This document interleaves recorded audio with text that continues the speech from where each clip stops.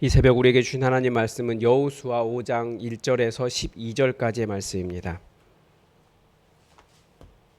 여호수아 5장 1절에서 12절까지의 말씀입니다. 우리 하나님의 말씀을 다 함께 받들어 읽겠습니다. 여호수아 5장 1절에서 12절입니다. 요단 서쪽의 아모리 사람의 모든 왕들과 해변의 가나안 사람의 모든 왕들이 여호와께서 요단 물을 이스라엘 자손들 앞에서 말리시고 우리를 건너게 하셨음을 듣고 마음이 녹았고 이스라엘 자손들 때문에 정신을 잃었더라. 그때 여호와께서 여호수아에게 이르시되 너는 부싯돌로 칼을 만들어 이스라엘 자손들에게 다시 할례를 행하라 하시매 여호수아가 부싯돌로 칼을 만들어 할례산에서 이스라엘 자손들에게 할례를 행하니라.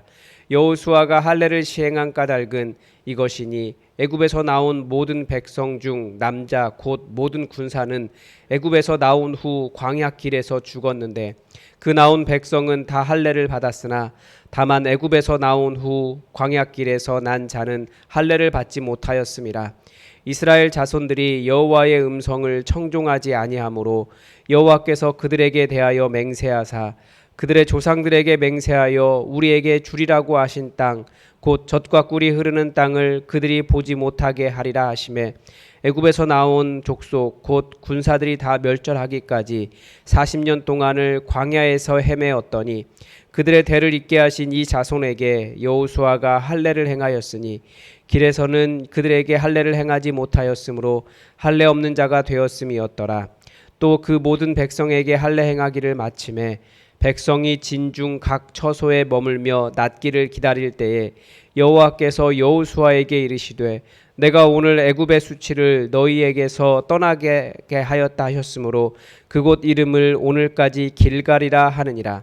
또 이스라엘 자손들이 길갈에 진쳤고 그달 14일 저녁에는 여리고 평지에서 유월절을 지켰으며 유월절 이튿날에 그 땅의 소산물을 먹되 그날에 무교병과 볶은 곡식을 먹었더라.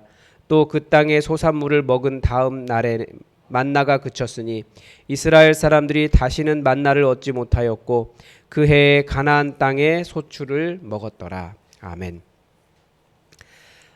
이제 지난 금요일, 토요일 본문에 보면 이스라엘 백성들이 요단강을 건너 가나안 땅에 들어가게 됩니다. 그 시기가 요단강이 물이 많아서 범람하는 시기였지만 제사장들이 법궤를 메고 그 발을 요단강에 담글 때 요단강이 마르고 백성들이 그 마른 땅을 걸어갔습니다. 이 일을 통해 하나님께서 여호수아를 사람들 앞에서 크게 높여주셨습니다. 그리고 하나님께서 그들과 함께 하심도 놀라운 기적도 보여주셨습니다. 저는 그 부분을 보면서 우리 교회도 이런 하나님의 역사하심을 보고 있다라는 것을 다시 생각했습니다. 지난 한 해 동안 VIP 보내달라고 하면 보내주시고 어떤 자매를 놓고 기도할 때 그 자매가 자기뿐 아니라 다른 사람 데려오고 이런 하나님께 생각하시는 기적을 계속 보면서 지난 한 해를 살아온 것 같습니다. 오늘 본문에 보면 이런 놀라운 하나님의 기적을 그런데 이스라엘 자손들만 본 것은 아니었던 것 같습니다. 그 요단강 서쪽에 아모리 사람의 모든 왕들, 해변의 가나안 사람들의 모든 왕들이라고 되어 있는데 그 가나안 지역의 모든 왕들이 여호와께서 요단강 물을 이스라엘 자손들 앞에서 말리시고 그들을 건너가게 하셨다라고 하는 이야기를 다 들은 거예요. 본 사람도 있겠죠. 그리고 마음이 다 녹아버렸습니다. 어떤 의미인지 아시겠죠? 그래서 자기들 영토로 들어온 이스라엘 자손들 때문에 정신을 잃었다 이렇게 되어 있어요. 마음도 녹고 정신도 잃어버리고. 이런 상황에서 그 가나안 왕들이 어떻게 할까요? 누가 봐도 이제 자기들을 위협할 만한 거대한 얼마나 많은 사람들이 그 요단강을 건너서 왔겠습니까? 더군다나 여호와라고 하는 그들의 신이 그들과 얼마나 함께하고 있고 그들을 지켜주고 있는지 다 알았기 때문에 이 사람들이 어떻게든지 자기들을 지키려고 이스라엘과 전쟁 준비를 했을 것입니다. 더 도시를 튼튼하게 세우고 방벽을 점검하고 군사들을 모았을 것입니다. 아마 이스라엘로 드디어 강을 건넜기 때문에 그 땅에 있는 사람들과 싸울 준비를 하고 있었을 것입니다. 그런데 그 상황에서 하나님께서 그들에게 주신 명령이 무엇입니까? 할례를 행하라 라는 것이었어요. 지금 눈앞에 적군이 있지만 그들의 싸움, 그들 생각하는 전쟁, 그런 일보다 더 우선하는 것이 있다라는 거죠. 그래서 이들은 길갈에 멈추어서 하나님의 명령을 행하게 됩니다. 길갈에서 하나님께서 할례를 행하라 하신 이유가 몇 가지가 나옵니다. 첫 번째는 그 광야길에서 태어난 사람들은 할례를 받지 못했기 때문에 그렇습니다. 두 번째는 그 다음 부분에 나오는 것처럼 유월절을 그 땅에서 지켜야 했기 때문에 그렇습니다. 원래 유월절은 할례 받은 언약 백성만 참여할 수 있었기 때문에 그렇습니다. 그런데 이스라엘 백성들이 받은 할례에 대해서 성경은 무엇이라고 해석하냐면 애굽의 수치가 너희에게서 떠나가게 하였다라고 해석합니다. 원래 길갈이라고 하는 단어는 이렇게 둥글다라는 뜻이거든요. 그 동사 그 길갈과 발음이 거의 유사하기 때문에 굴러가다로 이렇게 번역을 한 거예요. 근데 이스라엘의 죄가 굴러갔다, 떠나갔다라는 의미로 그 지명이 길갈이 되었습니다. 그런데 우리가 다 알다시피 할례는 적군 앞에서 행하기에는 너무나 위험한 행동입니다. 왜냐하면 상처가 아물고 회복하는데 며칠 걸리기 때문에 그렇습니다. 그럼에도 불구하고 이스라엘 백성, 그 언약 백성에게 가장 중요한 일이 이것이었다라는 거예요. 그게 무엇입니까? 하나님의 언약에 충실한 것입니다. 그래서 적군이 앞에 있지만 자신들이 행할 전쟁이 거룩한 하나님의 전쟁이기 때문에 하나님의 명령에 순종하여 이 전쟁을 시작하고 있다라는 거죠. 이스라엘에게 할례가 어떤 의미입니까? 이스라엘에게 할례는 하나님의 언약 백성이라고 하는 징표입니다. 물론 육체의 할례를 행했다고 해서 무조건적으로 그 사람이 하나님의 백성이 되었다는 뜻은 아닙니다. 이제 하나님의 백성이 되었기 때문에 하나님의 말씀 따라 사는, 즉 이 가치가 변화된 삶을 살아갈 필요가 있습니다. 그것을 잘 보여주는 것이 사사기입니다. 사사기에 이스라엘 백성들은 다 할례를 받았지만 계속해서 하나님을 떠난 사람들이었어요. 할례 이후에 하나님의 말씀을 따라 사는 삶에 대해서는 다른 이야기가 필요합니다. 그렇지만 최소한 오늘 길갈에서 있었던 이 할례는 우리가 하나님의 백성입니다 라고 하는 공식적인 표시였다라는 거예요. 이것을 우리 그리스도인의 삶에 적용한다면 우리에게 할례는 예수 그리스도를 나의 주인으로 영접하는 순간이다 라고 말할 수 있습니다. 왜냐하면 신약 성경에서 할례는 그렇게 중요한 문제가 아니거든요. 우리가 하나님의 백성 되는 것은 할례에 있는 것이 아니라 예수님이 나의 주인이 되시는 순간입니다. 나의 주권을, 지금까지 내가 나의 주인이었던 나의 주권을 예수 그리스도에게 넘겨드림으로써 우리 그리스도인의 삶이 시작하게 됩니다. 내가 예수님을 영접하면서 우리는 이제 더 이상 과거의 나와 죄와 사탄 아래에 있었던 나와는 완전히 끊어내고 이제는 예수 그리스도 안에서 새로운 삶을 살아가게 됩니다. 그제서야 우리는 그 이전까지는 나의 여러 가지 허물도 연약함도 있고 그런 죄악된 삶도 있지만 이제 내가 예수 그리스도 안에서 새로운 피조물이 되었습니다 라고 선언할 수 있습니다. 마치